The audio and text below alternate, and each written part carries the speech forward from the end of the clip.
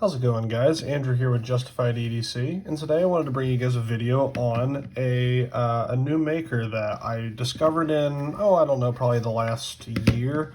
And I actually discovered them through, if you're familiar with this sheath right here, through Offensive Industries.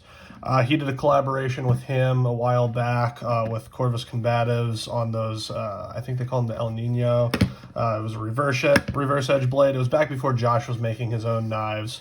And they did a collaboration with him. They were using him as the knife maker. So I found him through that, and I've been following him for a while, and I reached out and asked if he'd be interested in sending in a blade for me to check out, and he very generously did. So full disclosure, I was sent this for free by the maker. No, this is not mine to keep. I'm just testing it and carrying it and giving you guys my thoughts and then sending it back. So I'll do my best not to let that affect my review at all.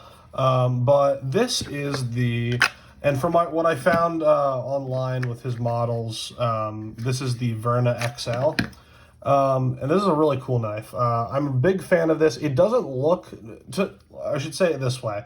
At first glance, it might not look like anything super special, but I think this does a lot of things right.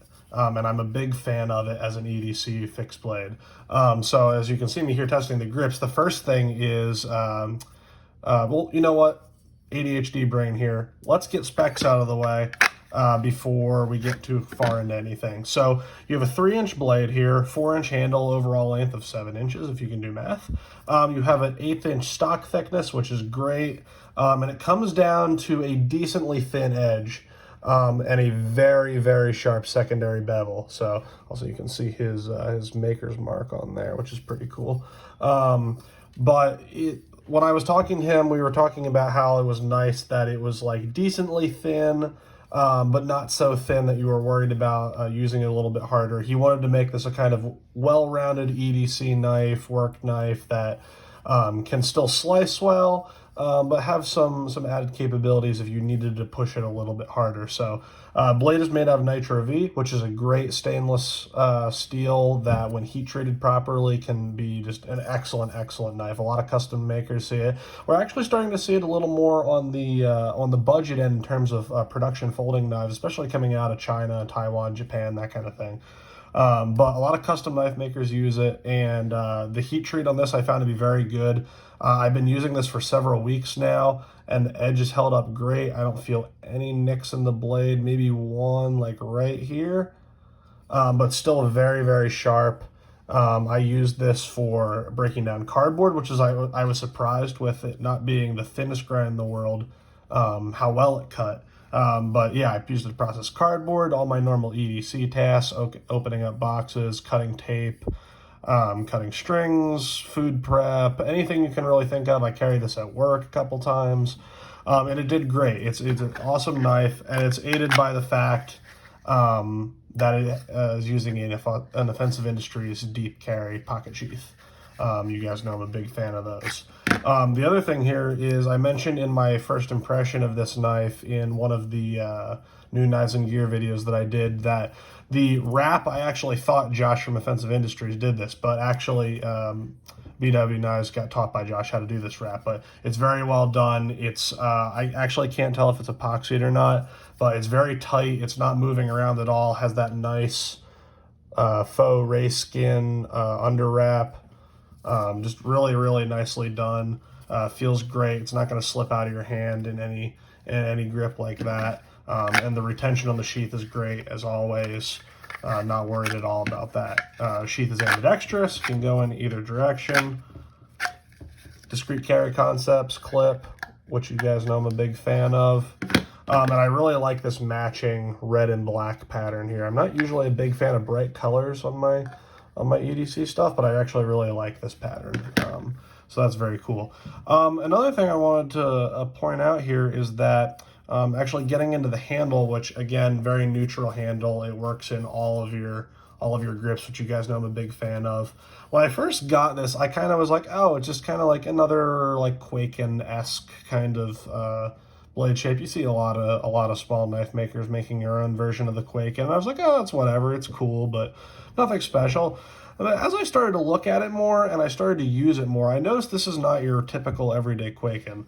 The blade actually is not a straight back as much as it might look like it. If I line it up here with one of these lines here, you can see the tip actually drops down, which I prefer because on a straight back or upswept or anything like that, when your tip is higher up here, not only when you're doing reverse grip does it put that tip below your center line, but when you're doing kind of utility cuts where you want to get the tip down and kind of do that kind of precise cut, it's kind of hard when the tip is either up high or swept up. So I like that there is a little bit of a subtle drop to the blade that doesn't make it quite as much like it. Very much reminds me of a Puko. And another reason for that being, if I kind of look at the handle like this, kind of at an angle straight on, you can see it's not just a straight, it doesn't just go straight back. It does have a slight curve here and a slight curve here. It's neutral enough that I can still do all of my grips without any kind of problems. But it does add just a little bit of something in the hand, and it just aesthetically it adds a little bit of something. This very much reminds me of a modernized Puko, or like a Puko with a Japanese style wrap on it. I'm a big fan of that, and you can kind of see if you go on his Instagram, which I'll link his Instagram down below in the description. So when he shows some of the blanks before they're wrapped, you can really see it in the handle. So I'm a big fan of that. Big fan of how the pommel's capped like that. That's very comfortable. I really hate when makers wrap a handle and then leave an exposed pommel up here from the tang. Not a big fan of that. So I like the wrap. It's very well done. And again, guys, it's a very straightforward design, so this is not going to be a long video, but I really, really like this. I'm a big fan of the Nitro V. This really is what sold me on Nitro V. I'd had a couple production folders with it, and you know those Chinese companies are kind of hit or miss on their heat treat, but here you can see when the heat treating is done well, this Nitro V really, really shines in that kind of in-between a budget and a high-end steel. And actually, I believe BW Knives is the one that does the heat treatment for Offensive Industries. You guys can correct me if I'm wrong, or Josh, if you want to comment down below if I'm wrong, but I'm pretty sure he's the one that does the heat treat. So you know the heat treat is done well in his own knives as well. So I would highly recommend these knives, guys. I carried this in the pocket. It was very comfortable. I'm going to do some quick size comparisons here because I forgot to do that at the beginning. Again, I apologize for my ADHD brain. We get a couple. Here's a very popular knife, the Essie Azula.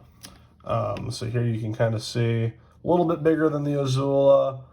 You got about like a ½ inch more cutting length. You got a little bit more in the handle. I will also pull out here the Sosby Cub, which is very similar in overall length here. Let's see if I put this up here against my scale. Sorry, I'm working with limited desk space.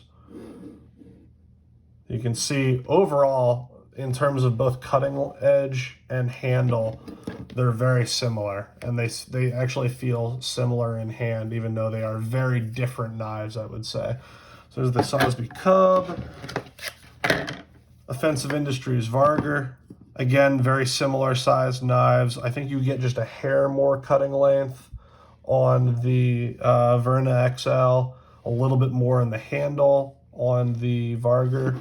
But again, both very neutral, good for both utility and defensive kind of knives. So there's those. And then last one I have here for comparison is the Copus Designs Elvia. If you guys are familiar with that one, that's pretty popular. Obviously, you get much more cutting edge on the Verna XL.